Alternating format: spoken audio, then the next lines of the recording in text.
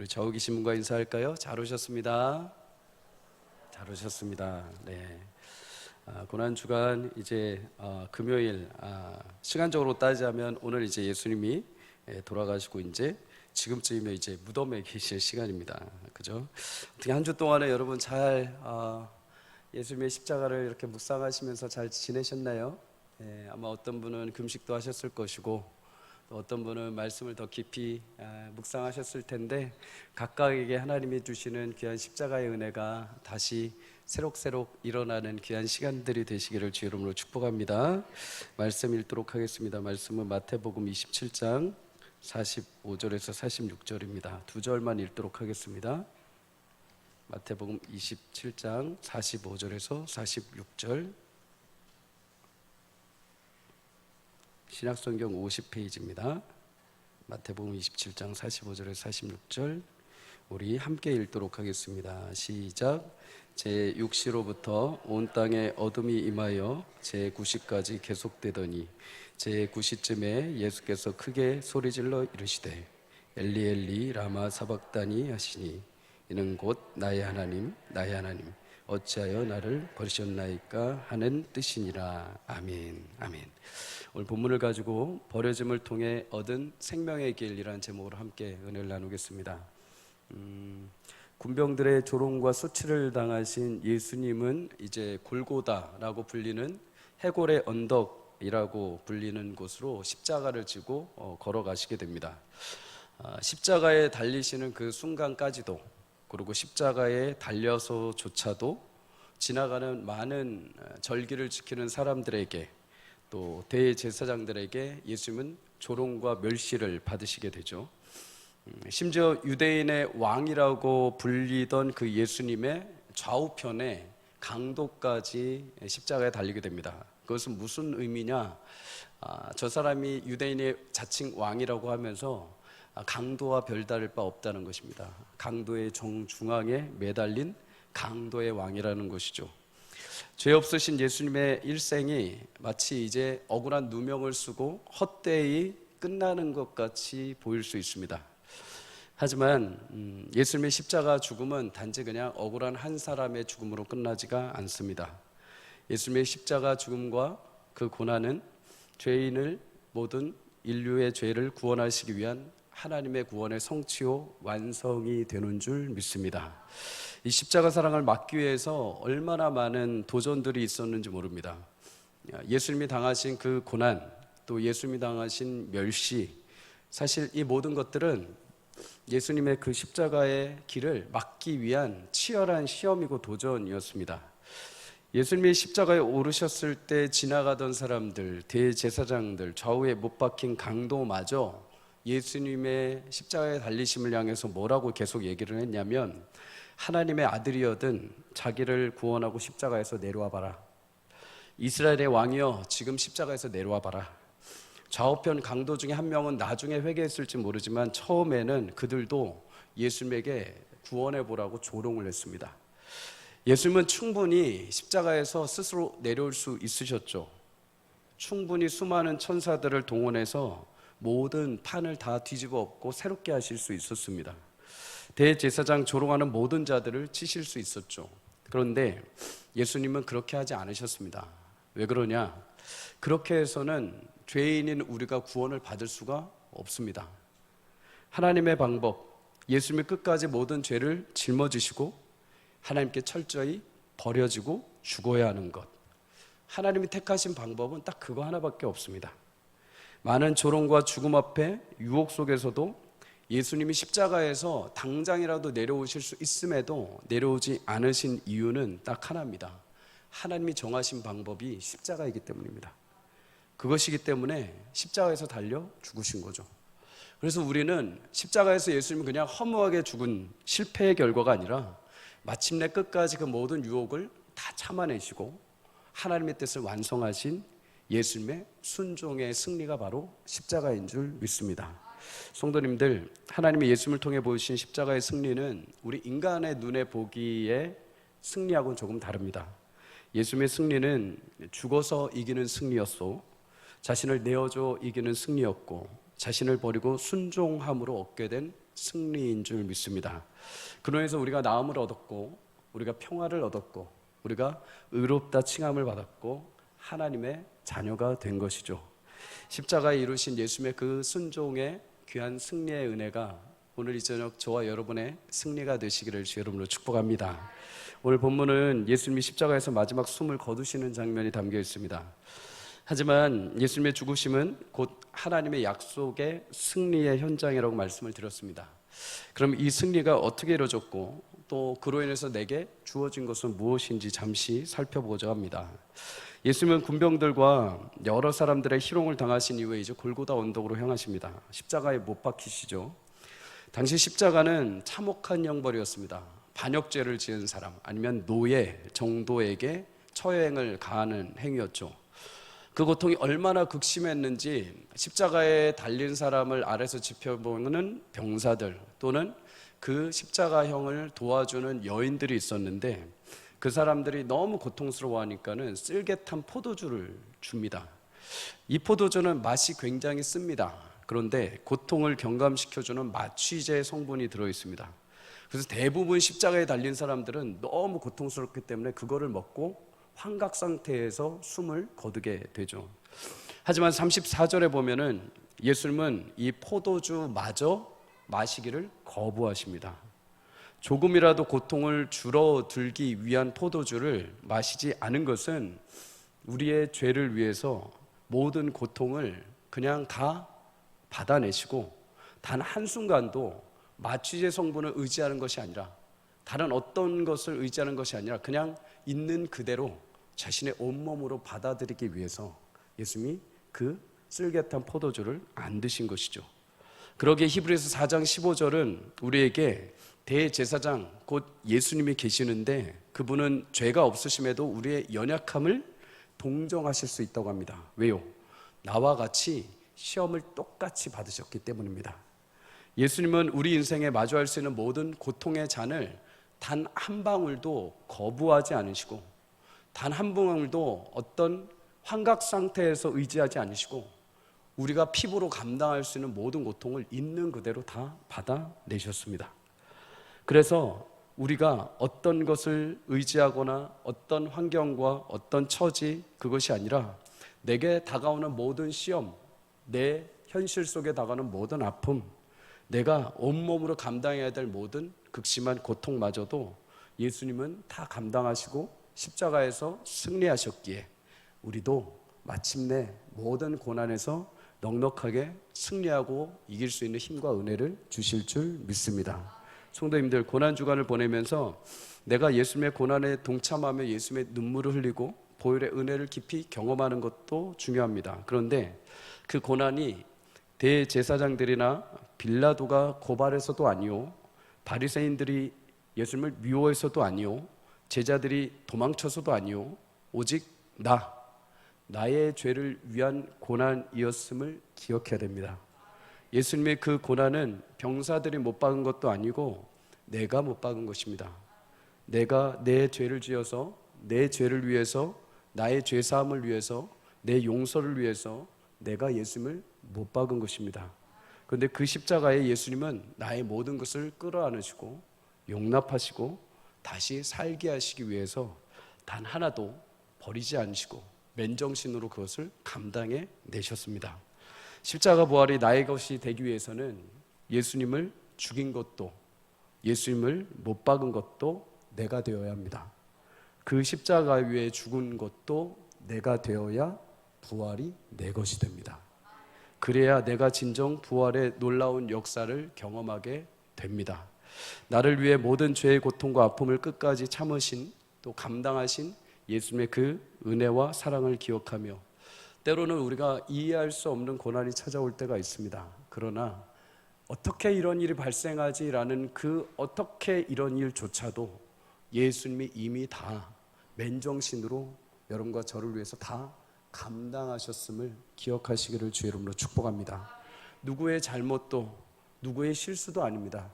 그저 예수님이 나를 위해서 감당하신 십자가의 그 모진 고통이라고 여긴다면 우리는 내게 다가오는 그 고난을 넉넉하게 이기게 될 줄 믿습니다. 그렇다면 예수님의 십자가 승리는 어떠한 승리인가? 바로 예수님의 십자가 승리는 버림받음으로 얻게 된 승리입니다. 마가복음 15장에 보면 예수님이 십자가에 달리신 그 시간을 제3시라고 이렇게 말합니다. 지금 시간으로 보면은 오전 9시부터 예수님이 십자가에 달리셨죠. 그리고 3시간 동안 십자가에 달려 계시는데 오늘 본문 제6시 곧 12시 한낮이 되었을 때 어두움이 그곳에 임했다라고 말씀을 합니다.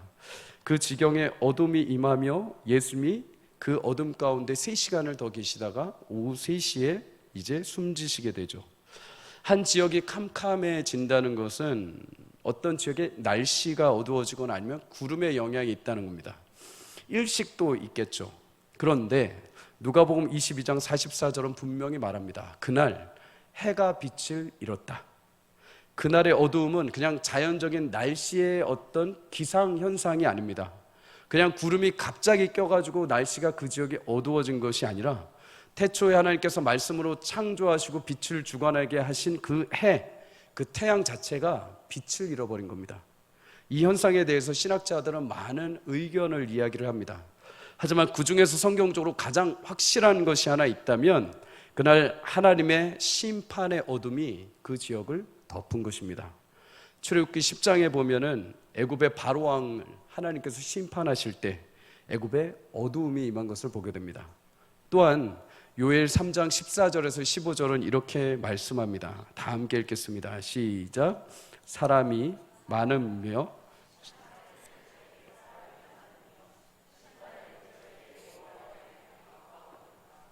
해와 달이 캄캄하며 별들이 그 빛을 거두도다. 아멘. 하나님께서 심판하시는 그날 그 심판의 골짜기에 사람이 많다. 그 죄를 지은 온 인류에 심판받을 사람이 많다. 그런데 그 심판받는 그날 달이 캄캄하고 별들조차 그 빛을 잃게 된다.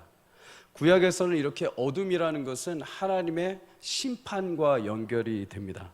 그렇다면 골고다 언덕 그 시간에 어둠이 임했다는 것은 죄에 대한 하나님의 극심한 심판이 이제 임했다는 것이죠. 그날 그 심판의 현장에 누가 계십니까? 예수님이 계십니다. 인류의 모든 죄를 짊어지신 어린 양 예수가 십자가에 달리신 이후에 이제 공의로우시고 죄에 대해서 심판하실 하나님께서 그곳에 어둠을 내어 놓으시고 심판이 시작된 것입니다. 그런데 이 심판은 이제 시작에 불과합니다. 아직 심판의 가장 중요한 한 가지가 남아있죠. 바로 죽음입니다. 죽음. 죄의 심판에 합당한 속죄물의 피가 흘려져야 그 심판이 완성이 되죠. 히브리서 9장 22절 하반절은 피 흘림이 없은즉 사함이 없다. 다시 말해서 사함을 받기 위해서는 피 흘림이 있어야 된다는 겁니다. 죽어야 된다는 거죠. 6월절 어린 양의 피를 집 입구와 문에 바른 이스라엘 백성들은 애굽 땅에서 장자의 죽음이란 하나님의 그 심판을 넘어가게 됩니다.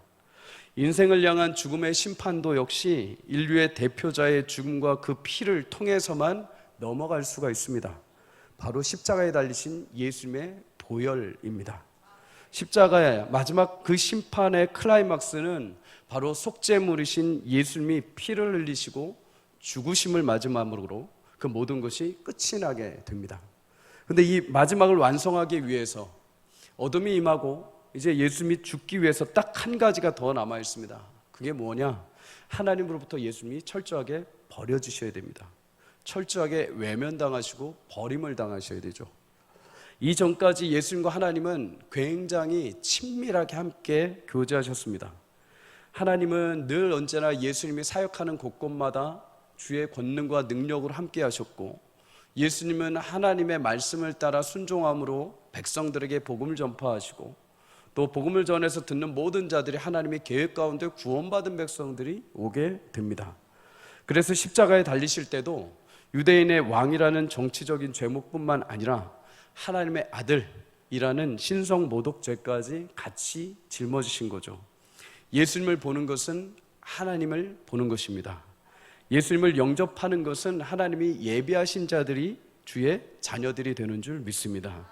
그토록 예수님은 늘 하나님과 함께 하셨죠.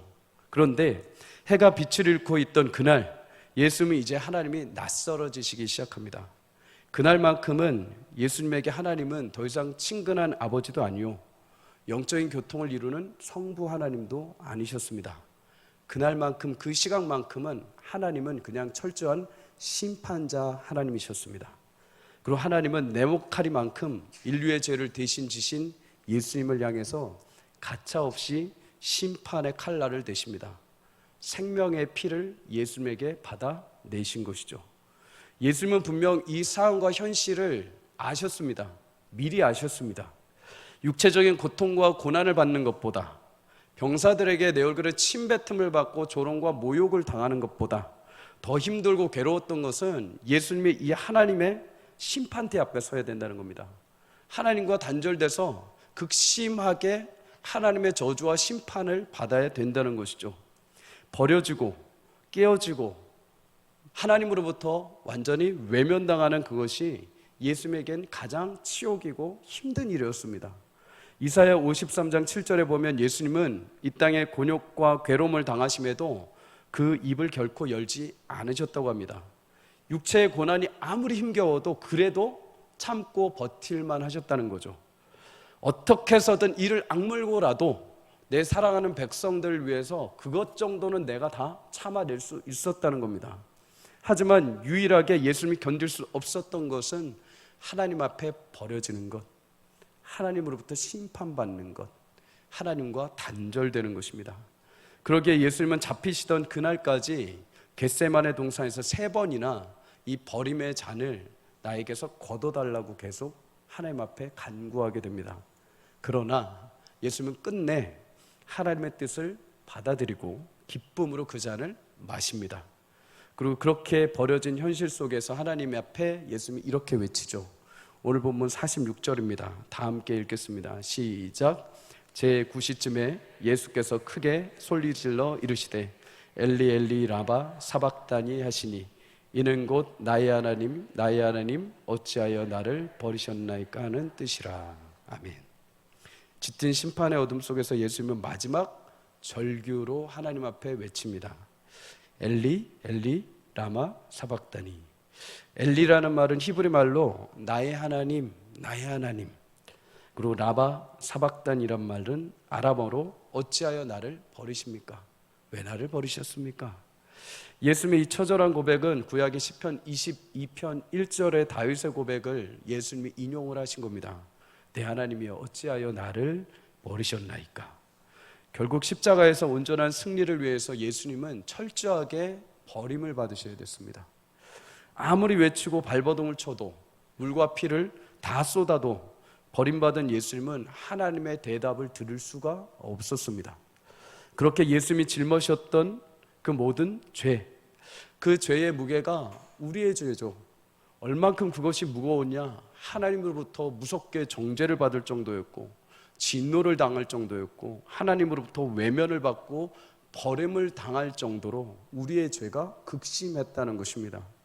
내가 그렇게 버려지고 단절되어져야 하는데 하나님 그 모든 죄를 예수님에게 짊어지시고 예수님 보시면서 극심한 진노와 분노 가운데 예수님을 향해서 심판을 행하신 것입니다.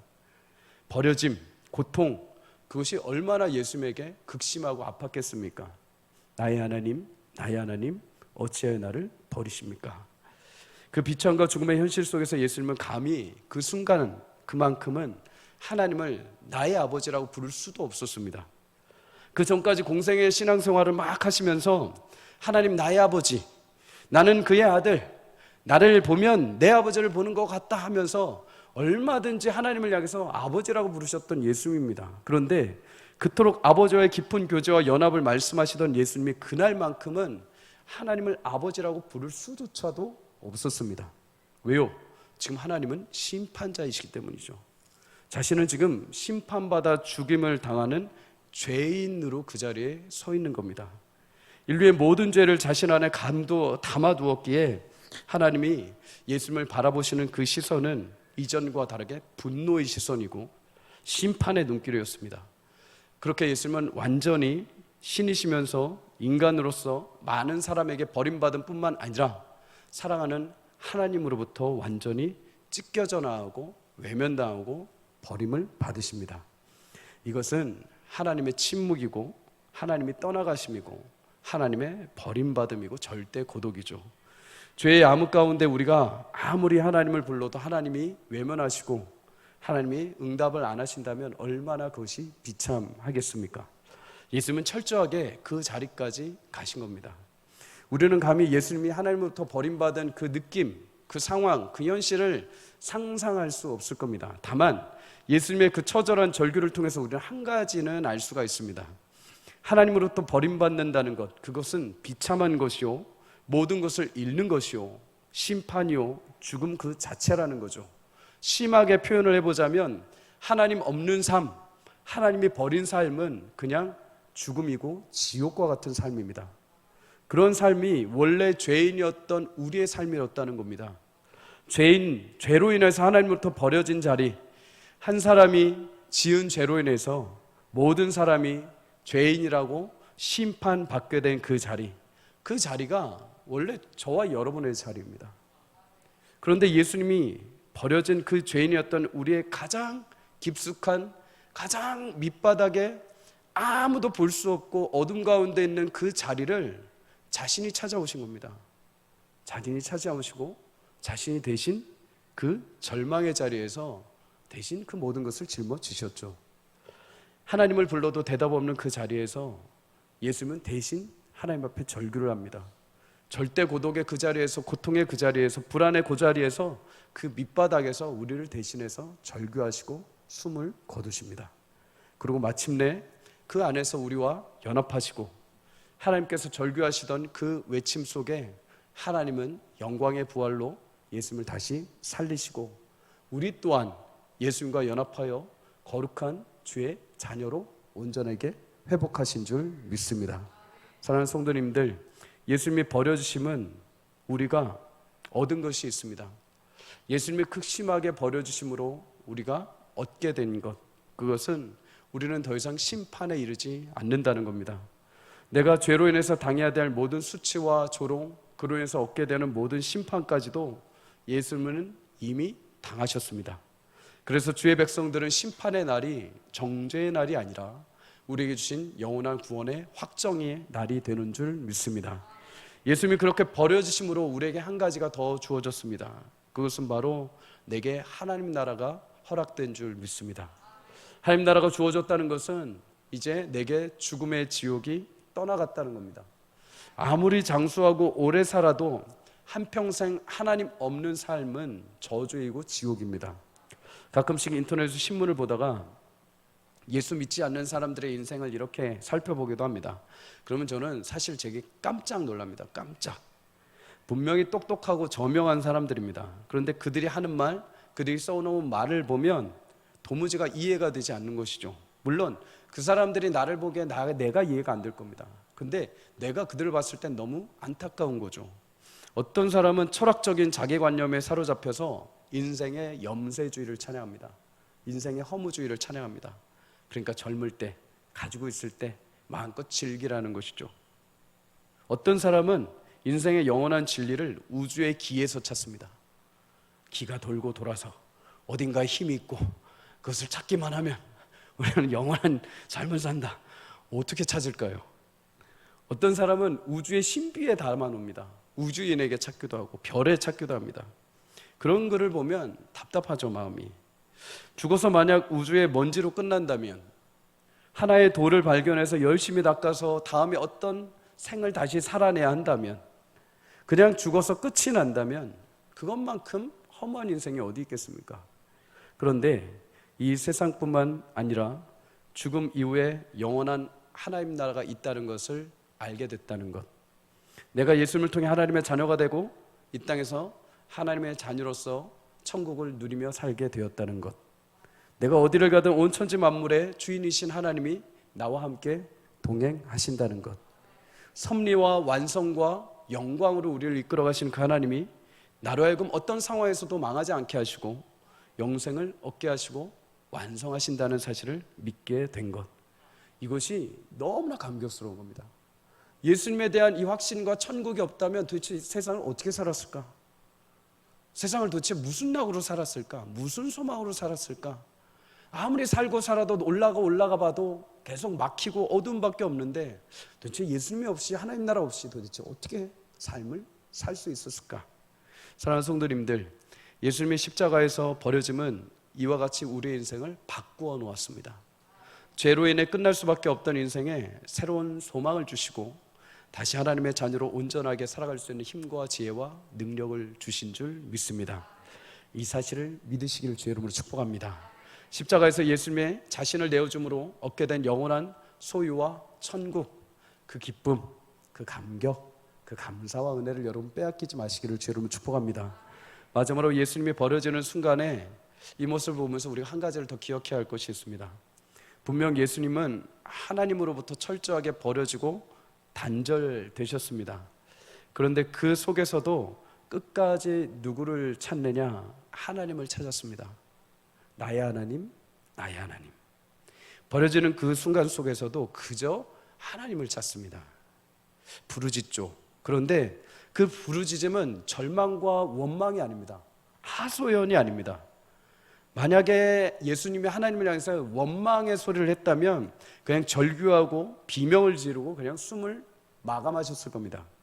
하지만 오늘 50절에 보면 마지막 운명하시는 그 순간 크게 소리를 질렀다라고 말씀합니다. 크게 소리를 지르고 영원히 떠나셨다. 그 마지막 소리가 무엇일까요? 같은 본문이 담긴 요한복음 19장 30절을 근거로 보자면 그 한마디, 딱 한마디가 이것입니다. 다 이루었다. 다시 말해서 죄악된 온 인류를 구원하시기 위해 하나님이 내게 허락하신 그 십자가, 나를 버리심을 통해서 이루어지고자 했던 그 십자가의 모든 구원의 약속을 내가 다 이제 이루었다. 예수님은 숨지시는 그 순간까지도 하나님의 거룩한 뜻을 신뢰하고 순종하며 하나님을 찾고 부르짖었던 것입니다.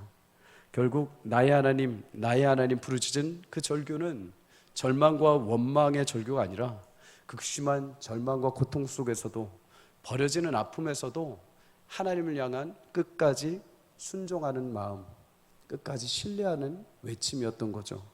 신자는 절망의 현실 속에서도 항상 하나님의 약속을 붙잡고 하나님을 부르짖고 찾아야 되는 줄 믿습니다. 그것은 단순히 그냥 잘 될 거야, 그냥 이길 거야 정도의 차원이 아닙니다. 그것은 나를 향하신 하나님의 약속을 내가 신뢰하기 때문입니다.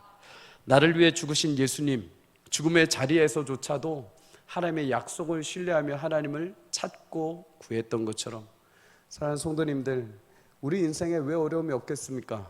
예수님이 당하신 그 십자가의 고난처럼 우리 또한 여러 고난과 아픔과 현실이 다가올 때가 있을 것입니다. 그때마다 우리도 절규해야 되죠. 그때마다 우리도 외쳐야 됩니다.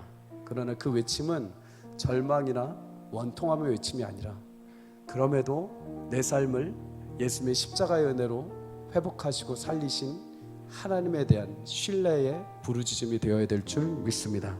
사랑하는 성도님들, 예수님은 나를 위해 친히 하나님께 버림을 받으시고 심판받으시고 절대 고독 속에 죽음과 저주를 맛보신 분입니다. 그 예수님을 통해서 우리는 이제 하나님으로부터 더 이상 버림받지 않습니다. 더 이상 우리는 심판받지 않습니다.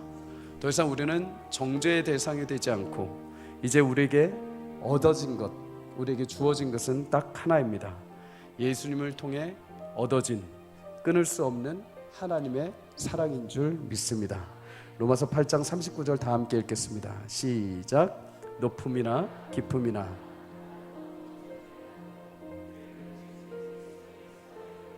하나님의 사랑에서 끊을 수 없으리라. 아멘. 십자가에서 버림당하여 모든 것을 이루신 그 예수님의 사랑이 오늘도 저와 여러분을 붙잡고 계십니다. 모든 죄를 사하여 주시고 또 부활하시고 참된 평안과 기쁨을 여러분과 저에게 주셨습니다.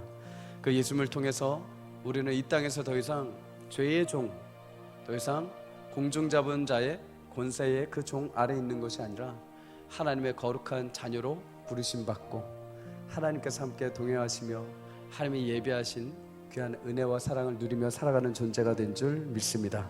어떤 불안과 공포, 죄의 어려움이 온다 할지라도 여러분과 저를 위해서 이미 모든 것을 다 감당하시고 십자가에 오르셔서 하나님의 그 모든 저주와 심판을 다 온몸으로 받아내신 예수님의 크신 은혜와 사랑이 있음을 확신하며 여러분 담대하고 존귀한 자녀로 이 땅을 살아가시기를 주 이름으로 축복합니다. 마음의 시험이 올 때마다 예수님의 십자가를 붙드십시오. 마음의 현실에 어려움이 있을 때마다 나를 위해, 내 죄를 위해 감당하신 예수님의 십자가를 붙잡으십시오. 그럴 때 우리는 다시 살게 될 것입니다. 우리 다시 일어나게 될 줄 믿습니다. 오늘도 이 저녁에 예수님의 십자가를 확신하며 하나님을 찾고 구할 때 여러분과 제 안에 십자가의 놀라운 은혜와 영광과 기쁨이 회복되는 귀한 시간이 되시기를 주의 이름으로 간절히 축복합니다. 우리 찬송가 150장 함께 찬양하고 기도하도록 하겠습니다.